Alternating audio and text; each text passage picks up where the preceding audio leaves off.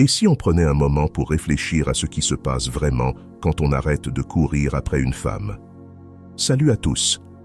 Aujourd'hui, on va plonger dans une question qui, soyons honnêtes, a probablement traversé l'esprit de beaucoup d'entre nous. Que vous soyez en plein dedans ou que ce soit du passé, c'est un sujet fascinant. On va parler d'un phénomène intrigant. Que se passe-t-il quand vous décidez de faire un pas en arrière et de rompre le contact avec une femme? Et surtout, comment cette décision peut vous aider, en tant qu'homme, à retrouver votre confiance et votre dignité?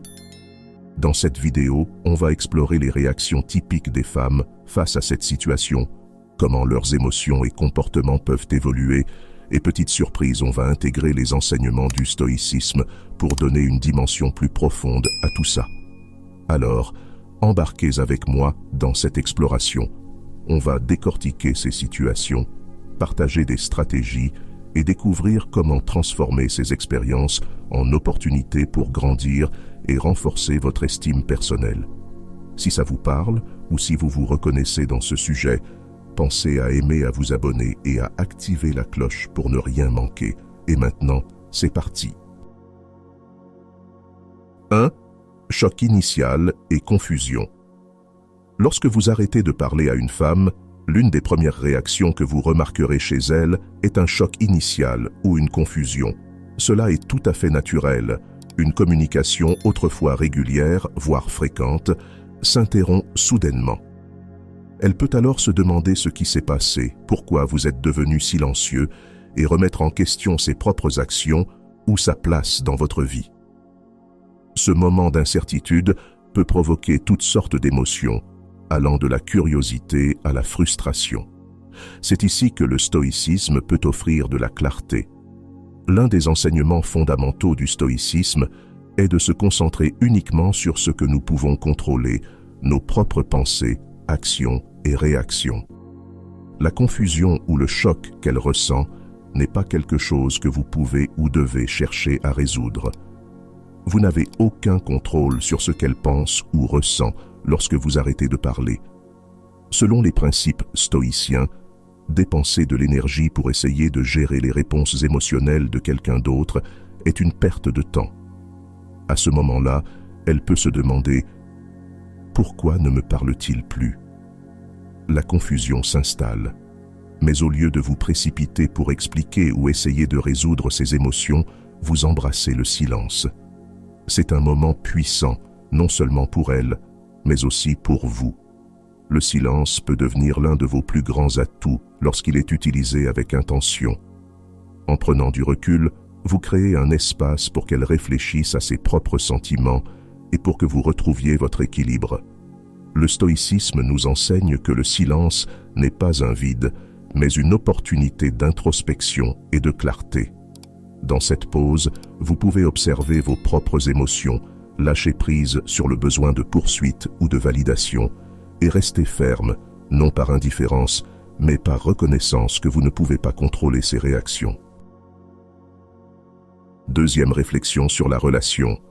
Le deuxième point à explorer est la réflexion sur la relation.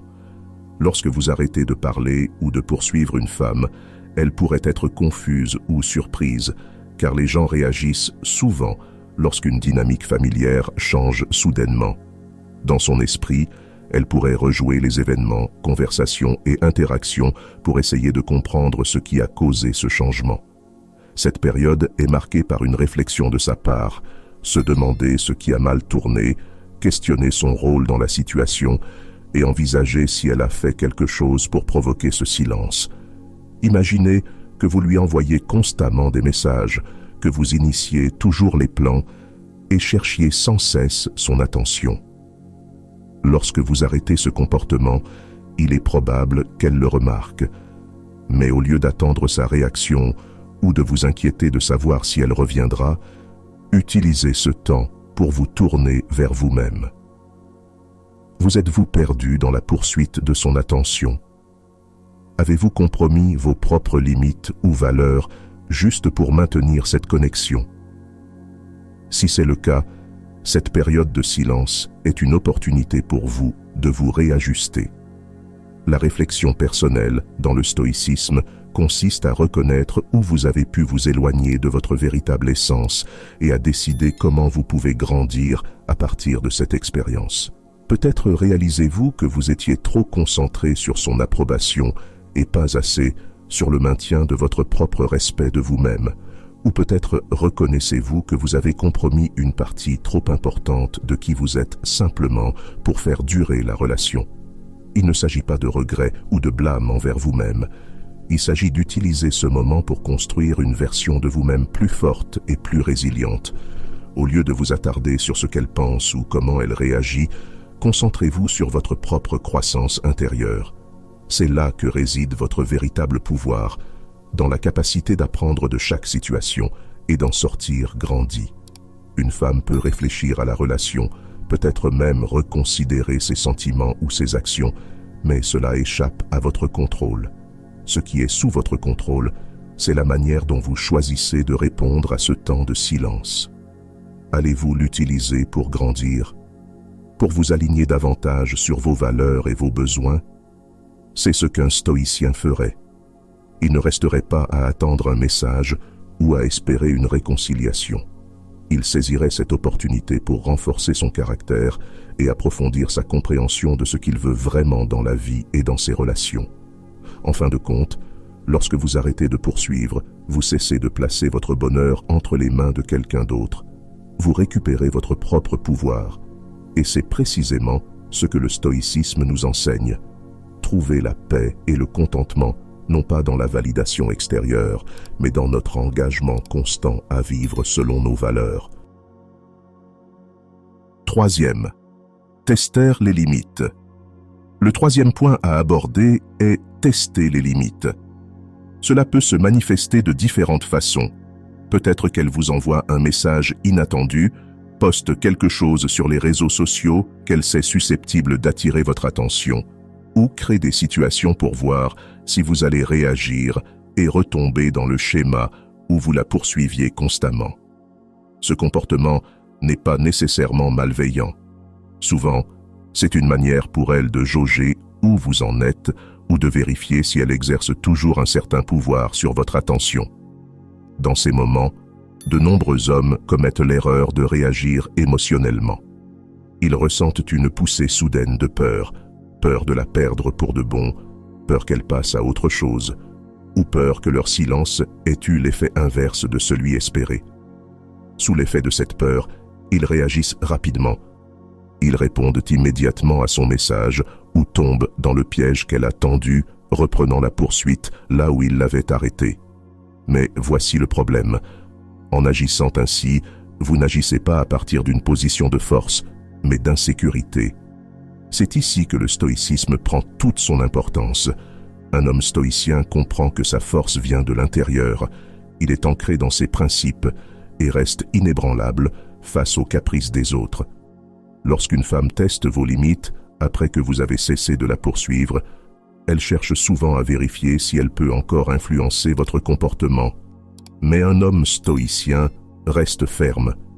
Il sait que ce qui est sous son contrôle, ce sont ses propres actions, émotions et pensées. La manière dont elle se comporte, ce qu'elle pense et si elle reste ou s'en va, tout cela est en dehors de son contrôle et cela lui convient parfaitement. Par exemple, une femme que vous avez cessé de poursuivre vous envoie un message après plusieurs jours de silence. Elle peut le faire pour voir si vous allez immédiatement replonger dans la conversation. Au lieu de réagir précipitamment par excitation ou par peur de la perdre, un homme stoïcien prend une pause.